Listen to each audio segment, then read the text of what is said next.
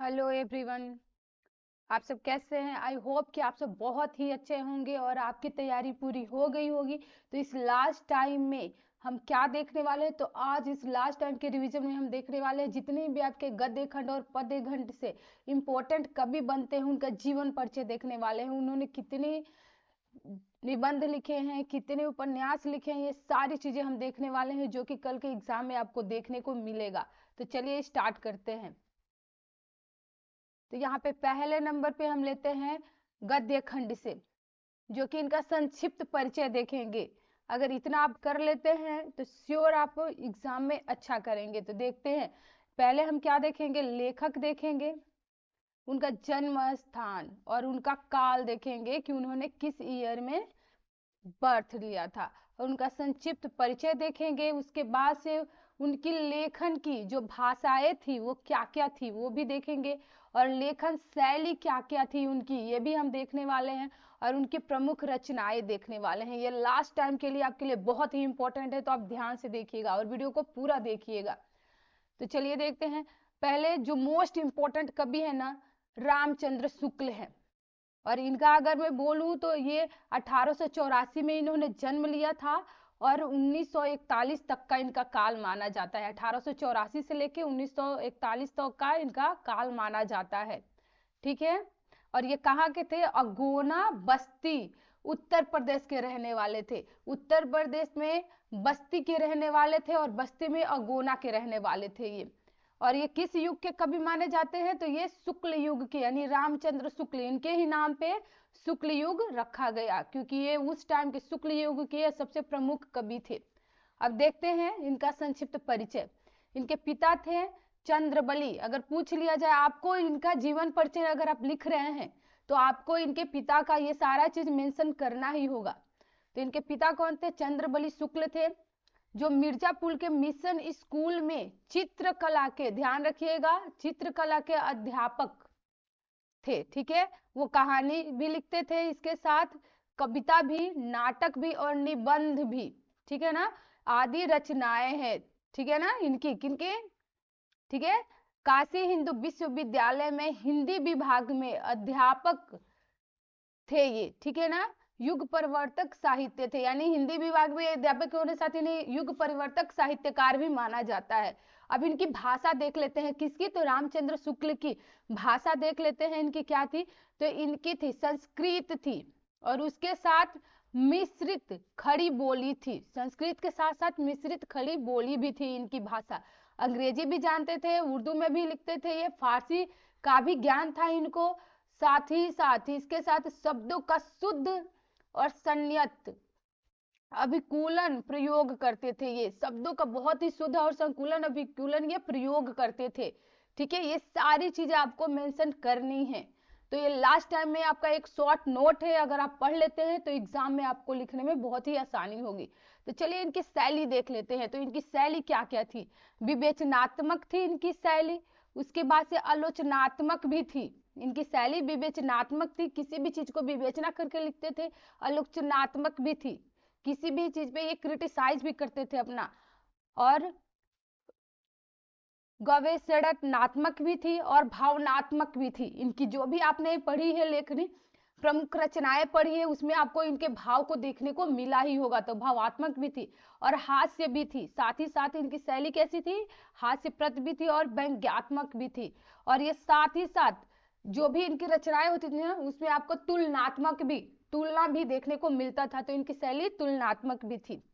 किसकी थी? तो रामचंद्र शुक्ल की थी।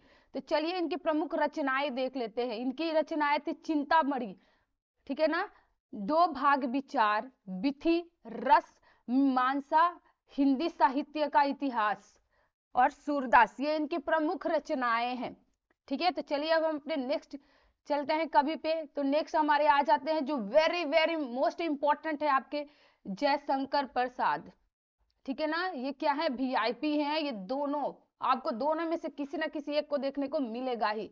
ठीक है, जयशंकर प्रसाद। ठीक है, तो जयशंकर प्रसाद को देख लेते हैं हम। देखिए इनका जो युग माना जाता है ना जयशंकर प्रसाद का, वो माना जाता है 1890 से लेकर के 1941 तक।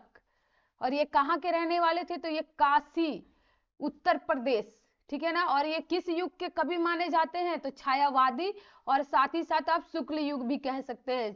छायावादी शुक्ल युग के कवि जयशंकर प्रसाद माने जाते हैं। ये बहुत ही मोस्ट इंपॉर्टेंट आपके कवि हैं, ये लेखक हैं, ठीक है। और इनके पिता को देख लेते हैं। इनके पिता का नाम क्या था, बाबू देवी प्रसाद, ठीक है ना। सुंघन्नी साहू परिवार में इनका जन्म हुआ था, ठीक है। इनके पिता का नाम था बाबू देवी प्रसाद, और इनका किस परिवार में जन्म हुआ था, तो सुंघन्नी साहू परिवार में, ठीक है ना।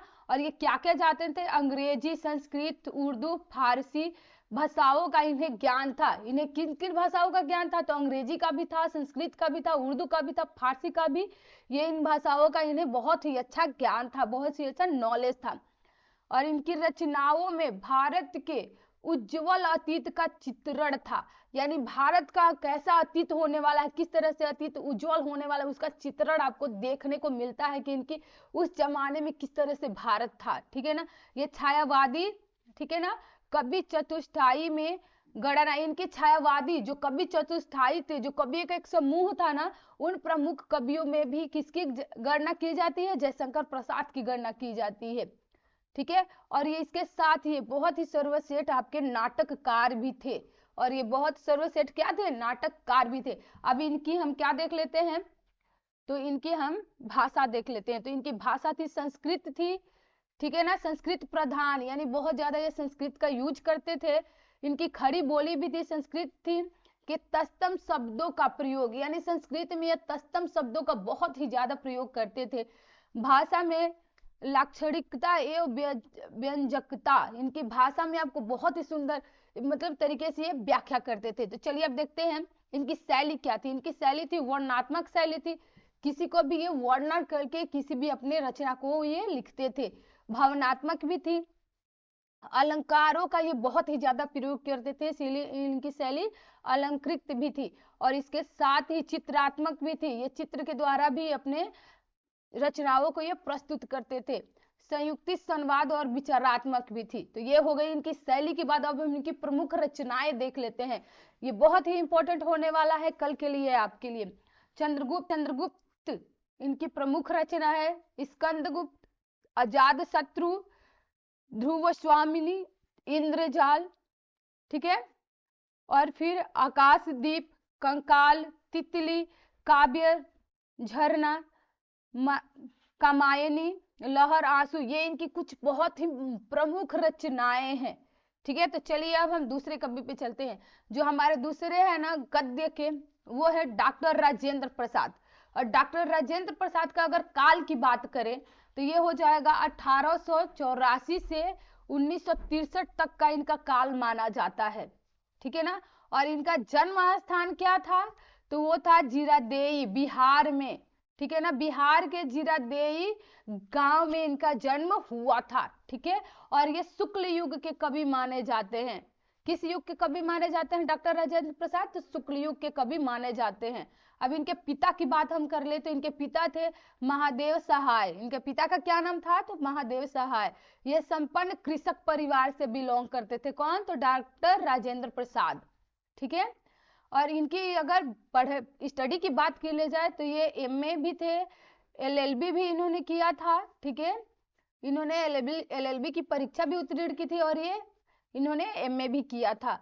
मुजफ्फरपुर कॉलेज में इन्होंने अध्यापन का भी कार्य किया था। पटना और कलकत्ता हाई कोर्ट में ये वकील भी, क्योंकि ये क्या थे, इन्होंने एमए भी किया था और एलएलबी भी किया था, तो दोनों में ये पूरी तरह से निपुण थे। अब इनकी हम भाषा की बात कर लेते हैं। तो डॉक्टर राजेंद्र प्रसाद की जो भाषा थी ना, वो बहुत ही सरल, सुबोध और खड़ी बोली वाली थी, ठीक है। ये उर्दू का भी प्रयोग करते थे, फारसी का भी इन्हें अच्छा नॉलेज था, और साथ ही साथ अंग्रेजी भाषा का भी अच्छा ज्ञान था, और उसके शब्दों का भी अच्छा प्रयोग करते थे। अब इनकी हम भाषा देख ले, शैली देख लेते हैं, ठीक है ना। तो इनकी भाषा क्या थी, भाषण शैली थी इनकी, और साहित्यिक शैली थी, ठीक है। अब इनके प्रमुख रचनाओं की बात कर ले अगर हम, तो इनकी जो प्रमुख रचनाएं थी ना, वो भारतीय शिक्षा पर थी, गांधी जी की देन, यानी भारतीय शिक्षा पर थी इनकी रचनाएं, ये लिखते थे। और साथ ही इन्होंने ये गांधीवादी से बहुत ही ज्यादा प्रेरित थे ये, तो गांधी जी की देन भी इन्होंने लिखी है। साहित्य, शिक्षा और संस्कृति, ठीक है। मेरी आत्मकथा भी किसकी है ये, तो अगर आ जाएगा ये आपको यहाँ से, ये रचनाओं से आपको एमसीक्यू में भी, आपको ऑब्जेक्टिव टाइप्स के क्वेश्चन में भी आपको यहाँ से देखने को मिलेंगे ही मिलेंगे। ये सारा आपका दोनों तैयार हो रहा है, एक तो आपका शॉर्ट नोट तैयार हो रहा है जो कि आपके लिए लास्ट टाइम रिवीजन के लिए बहुत ही इंपॉर्टेंट है, साथ ही आपका एमसीक्यू भी तैयार हो रहा है। चंपारण में महात्मा गांधी, मैंने बोला ना ये महात्मा गांधीवादी से बहुत ही ज्यादा प्रेरित थे, तो इन्होंने महात्मा गांधी पे लिखा चंपारण में महात्मा गांधी। मेरी यूरोप का अनुभव, यानी इन्होंने यूरोप में जो अनुभव किया उस पर भी इन्होंने लिखा है। तो चलिए आज के हम अपने नेक्स्ट कवि को देखते हैं, ठीक है ना।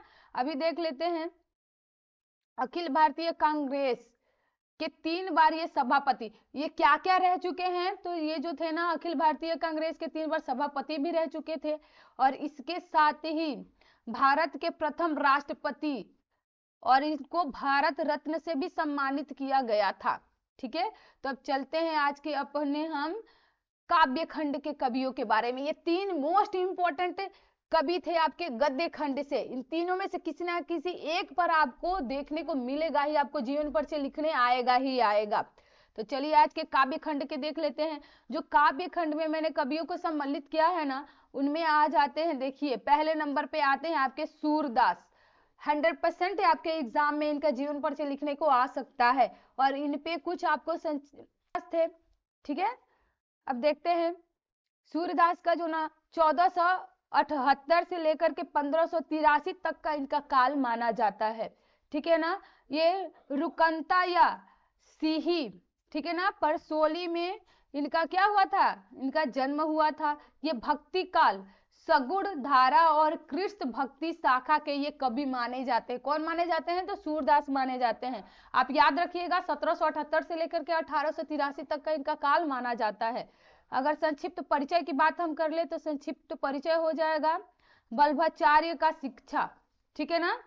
ये किसके शिष्य थे, तो ये वल्लभाचार्य के शिष्य थे ये, ठीक है ना। ये अष्ट छाया के सर्वश्रेष्ठ कवि, ठीक है ना, अष्ट छाया के ये सर्वश्रेष्ठ कवि थे, ठीक है। और ये सगुण उपासक थे, ये कृष्ण के उपासक थे तो सगुणो उपासक भी थे, सगुणो उपासक कृष्ण भक्त थे। ये शाखा भाव की भक्ति थी, ठीक है। और ये कृष्ण के बाल जीवन का मनोरम वर्णन, यानी कृष्ण के जो बाल जीवन था ना कृष्ण का, उसका मनोरम ये वर्णन करते हैं अपनी रचनाओं में, ठीक है ना। गोपी प्रेम का भी ये वर्णन करते हैं, इनको देखने को मिलेगा आपको इनकी रचनाओं में।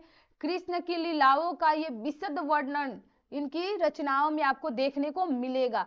श्रृंगार और वात्सल्य का ये अद्वितीय कवि थे, यानी ये श्रृंगार रस और वात्सल्य रस का बहुत ही ज्यादा प्रयोग करते थे अपनी रचनाओं में। कौन करते थे, ये सूरदास करते थे। और सूरदास का काल कब से कब माना जाता है, तो 1478 से लेकर के 1883 का इनका काल माना जाता है। इनकी भाषा को देख लेते हैं, तो इनकी जो भाषा थी ना वो ब्रज भाषा थी।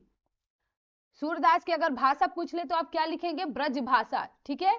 अब इनके प्रमुख रचनाएं सुर सागर, सुर सुरावली और साहित्य लहरी, ये इनकी कुछ प्रमुख रचनाएं हैं, ठीक है। तो चलिए अपने नेक्स्ट कवि पे चलते हैं। जो हमारे नेक्स्ट कवि है ना वो तुलसीदास है। ये मैंने बहुत ही सिलेक्टेड कवियों को लिया है जो कि आपको एग्जाम में 100% यहाँ से इनका जीवन परिचय और यहाँ से आपको शॉर्ट आंसर भी देखने को मिलेगा, साथ ही साथ आपको मल्टीपल चॉइस क्वेश्चन भी मिलेगा। तो दूसरे नंबर पे कौन है हमारे, तुलसीदास। तुलसी जो दास है ना, इनका अगर काल देख ले तो 1532 से लेकर के 1623 तक का इनका काल माना जाता है। 1532 से लेकर के 1623 तक का इनका काल माना जाता है, ठीक है ना। और ये राजा बांदा, यानी उत्तर प्रदेश के बांदा और राजा जिले में ये पैदा हुए थे, ठीक है ना। भक्ति काल के थे ये, सगुण धारा राम भक्ति शाखा, यानी सूरदास किससे बिलोंग करते हैं, तो वो कृष्ण भक्ति काल, ठीक है ना। और ये राम भक्ति काल से ये, ठीक है ना। तो चलिए अब देखते हैं इनका साहित्यिक परिचय देख लेते हैं। तो इनके पिता का नाम आत्माराम दुबे था, तुलसीदास के पिता का नाम आत्माराम दुबे था। माता थी हुलसी, इनकी माता का नाम हुलसी था। ये अभियुक्त मूल नक्षत्र में जन्म होने के कारण परित्यक्त और नरहरि दास द्वारा पालित, इन्हें नरहरि दास के द्वारा इन्हें इनका पालन पोषण किया गया था, ठीक है ना। इनकी पत्नी रत्नावली थी। श्री राम के भक्त थे, उनके भक्तिशील और सौंदर्य का वर्णन ये करते हैं, ठीक है ना। और ये दास्य भाव की भक्ति, ठीक है ना, प्रचलित विविध काव्य और शैलियों में इनकी रचनाएं आपको देखने को मिलेगी। ये काव्य में समन्वय, ठीक है ना, कि वीरत्व चेष्टा यानी काव्य में समन्वय, ये सारी चीजें ये करते हैं, ठीक है ना। अब चलिए इनकी भाषा देख लेते हैं। तो इनकी भाषा अवधी और ब्रज भाषा थी। किसकी थी ये? तो ये तुलसीदास की भाषा क्या थी? अवधी और ब्रज भाषा थी। और साथ ही देखें तो इनकी प्रमुख रचनाएं कौन कौन सी है? तो श्री रामचंद्र मानस, ठीक है ना, श्री रामचंद्र मानस जो है ना इनकी प्रमुख रचना है, ठीक है। इसके बाद से विनय पत्रिका हो गई, कवितावली हो गई, जानकी मंगल, ठीक है ना, पार्वती और पार्वती, जानकी मंगल, पार्वती मंगल आदि इनकी प्रमुख रचनाएं हैं। और इसमें आपको 12 रचनाएं देखने को मिलती है, ठीक है। तो चलिए आज के नेक्स्ट जो मोस्ट इंपोर्टेंट कवि है तीसरे नंबर पे, वो है आपके रसखान। रसखान है वो। और ये चलिए देखते हैं रसखान, सैयद इब्राहिम, रसखान को सैयद इब्राहिम के नाम से भी जाना जाता था, ठीक है। और इनका अगर काल की बात करें तो 1858 से लेकर के 1618, ठीक है ना, 1558 से लेकर के 1658 तक का इनका काल माना जाता है, ठीक है ना। और ये दिल्ली रीति काल के थे ये, ठीक है ना, रीति काल के कृष्ण के सगुण रूप की परंपरागत उपासना करते थे ये, ठीक है ना। कृष्ण के परंपरागत ये उपासक थे। कौन थे ये? तो रसखान थे। इनका नाम क्या था? सैयद इब्राहिम था, ठीक है। अब देख लेते हैं इनका साहित्यिक पर्सन। गोसाई विठल नाथ के शिष्य थे। अगर पूछ लिया जाए कि रसखान किसके शिष्य थे तो आप बताएंगे गोसाई विठल नाथ के ये शिष्य थे। कृष्ण के सगुण रूप के उपासक थे ये, कृष्ण के सगुण रूप के ये उपासक थे, याद रखिएगा। कौन थे? रसखान थे, ठीक है ना। शाखा भाव की भक्ति थी इनमें। कृष्ण और उनकी लीला भूमि के कड़कड़ से ये असीम प्रेम करते थे। यानी रसखान को कृष्ण और कृष्ण की जो जन्म भूमि थी ना, लीला भूमि थी, जहाँ पे भगवान कृष्ण ने अपनी लीला दिखाई थी, वहां का ये उनके वहां के कड़कड़ से ये बहुत ही ज्यादा प्रेम करते थे। कवित और सवैयों में परंपरागत मुक्त पद शैली में ये लिखा करते थे। इनकी भाषा बहुत ही सरल थी, ब्रज भाषा थी। अगर जहां पर भी कृष्ण का नाम आ जाए तो आप वहां की जो उस कवि से होगा ना, उसकी भाषा ब्रज भाषा होगी। आप ये ट्रिक की तरह से यूज कर सकते हैं। और इनकी जो प्रमुख रचनाएं हैं ना, सुजान, रसखान, प्रेम और वाटिका, इनकी कुछ प्रमुख रचनाएं हैं। तो चलिए आज के हम अपने नेक्स्ट कवि को देखते हैं, जो मैंने लिया है बिहारी को, जो कि बहुत ही मोस्ट इंपॉर्टेंट है। ये पिछले बार भी पूछे गए थे और ये चारों के अलावा आपको कहीं से भी कोई भी नहीं देखने को मिलेगा। बहुत ही ये मोस्ट इंपॉर्टेंट है। चलिए देखते हैं बिहारी को। बिहारी का अगर काल माने ना तो 1603 से लेकर के 1663 तक का इनका काल माना जाता है, ठीक है ना। वसुधा गोविंदपुर मध्य प्रदेश में इनका जन्म हुआ था, ठीक है। और ये रीति काल के कवि माने जाते हैं। इनके पिता के बारे में अगर इनका साहित्यिक परिचय देखें तो केशव राय इनके पिता का नाम था। राजा जयसिंह के दरबारी कवि थे। केसर और इनके जो पिता थे ना, वो राजा जयसिंह के दरबारी कवि थे, ठीक है ना। सिंगार के संयोग और वियोग दोनों पक्षों, यानी सिंगार रस के संयोग और वियोग दोनों पक्षों का ही बहुत ही सुंदर तरीके से ये वर्णन करते हैं, ठीक है ना। नायिका के नख सिख सौंदर्य का संयोगपन वर्णन, यानी इनकी रचनाओं में अब जो नायिका है ना, जो नायिका है, ठीक है, जो अगर मैं ऐसे बोलूं तो जो इनके साहित्य की हीरोइन होती थी ना, उसके संयोग और उसके मतलब बहुत ही सुंदर तरीके से उसके चित्र का चित्रण करते थे ये, ठीक है ना। 6 ऋतुओं का वर्णन, और जो 6 ऋतु आती है ना हमारी, जो भी आपके सीजन आते हैं ना, उसका बहुत ही सुंदर से वर्णन किया है इन्होंने। छोटे से दोहा छंद के विस्तृत अर्थ लगाकर, ठीक है ना, गागर में ये सागर भरने का काम करते थे। बिहारी छोटे से दोहा का भी बहुत ही विस्तृत आपका ये अर्थ लगाते थे और गागर में सागर भरने का ये काम करते थे। इस प्रकार के ये कवि थे। इनकी भाषा अगर बोले ना तो इनकी भी भाषा, जहां पे सौंदर्य रस का आ गया ना, ब्रज भाषा थी, इनकी भी ब्रज भाषा थी, ठीक है। और इनकी प्रमुख रचनाओं की मैं अगर बात करूं ना तो बिहारी की सतसई थी, नीति, श्रृंगार और भक्त के दोहे, ये प्रमुख इनकी कुछ रचनाएं हैं। तो चलिए आज के जो मैंने 5वें नंबर पे जिस कवि को लिया है ना वो है हमारे सुमित्रा नंदन पंत। ठीक है, सुमित्रा नंदन पंत के अगर काल की बात करें ना तो ये 1900 से लेकर के 1977 तक का इनका काल माना जाता है। ठीक है ना, और ये कौसानी अल्मोड़ा उत्तराखंड में इनका जन्म स्थान है। ठीक है, आधुनिक काल के छायावादी युग के ये कवि माने जाते हैं। कौन? तो सुमित्रा नंदन पंत। ठीक है, चलिए अब देख लेते हैं इनके साहित्यिक परिचय को। इनके पिता कौन थे? तो इनके जो पिता थे ना वो पंडित गंगा दत्त पंत थे। इनके पिता का नाम था पंडित गंगा दत्त पंत। ठीक है ना, ये सहयोग आंदोलन में इन्होंने असहयोग आंदोलन में भी भाग लिया था। इसके साथ प्रकृति का सुकुमार रूप में चित्रण, यानी प्रकृति का ये बहुत ही सुंदर चित्रण करते हैं, साथ ही सौंदर्य और प्रेम का भी चित्रण करते हैं। और इनके अगर हम भाषा की बात करें ना तो अलंकृत थी। जहाँ की प्रकृति की बात आ जाए ना तो वहां पे तो भर भर के अलंकार का यूज करेगा वो कवि। अलंकृत और चित्रात्मक था और खड़ी बोली थी। ठीक है, और इनके अगर कुछ प्रमुख रचनाओं की बात करें तो वो था बीड़ा था, ग्रंथि थी, पलवन था, गुंजन, ग्राम्या, ठीक है ना, चिदंबरा, लोकायतन, ठीक है ना, युगांत और युगवाड़ी थी इनकी। ठीक है, अब 6 नंबर पे जिसे मैंने लिया है ना वो है महादेवी वर्मा। महादेवी वर्मा भी आपके लिए बहुत ही इंपॉर्टेंट है। अभी इनका भी संक्षिप्त हम परिचय देख लेते हैं। महादेवी वर्मा, इनका 1907 से लेकर के 1987 तक का इनका काल माना जाता है महादेवी वर्मा का। और फर्रुखाबाद उत्तर प्रदेश इनका जन्म स्थान है। आधुनिक काल प्रगतिवाद युग की ये कवियत्री थी। ठीक है ना, प्रगतिवाद युग की आधुनिक काल की ये कवियत्री थी। और इनका परिचय हम देख ले, साहित्यिक परिचय, तो इनके पिता का जो नाम था ना श्री गोविंद सहाय था। ठीक है ना, जो कि वर्मा, ठीक है, सब श्री गोविंद सहाय वर्मा था। इनकी माता थी हेमरानी और पिता स्वरूप नारायण वर्मा। उत्तर प्रदेश के विधान परिषद, अब देख लेते हैं उत्तर प्रदेश के इनके जो पति थे ना स्वरूप नारायण वर्मा, वो उत्तर प्रदेश के विधान परिषद के सदस्य थे। ठीक है ना, प्रयाग महिला विद्यापीठ के प्रधानाचार्य भी थे। सरस गीतों की रचना, वेदना की मार्मिक अभिव्यक्ति भी ये करती थी। ठीक है, और इनकी अगर हम भाषा की बात कर लेना तो वो परिष्कृत खड़ी बोली थी। अब इनके कुछ मोस्ट इम्पोर्टेंट जो हैं उनके देख लेते हैं हम। इनकी रचनाएं जो थी यम्मा थी, दीपशिखा, संध्या गीत, हिमालय, तप्त पड़रा, वेणुलो गुंजे, ये प्रमुख इनकी क्या थी? भाषाएं थी।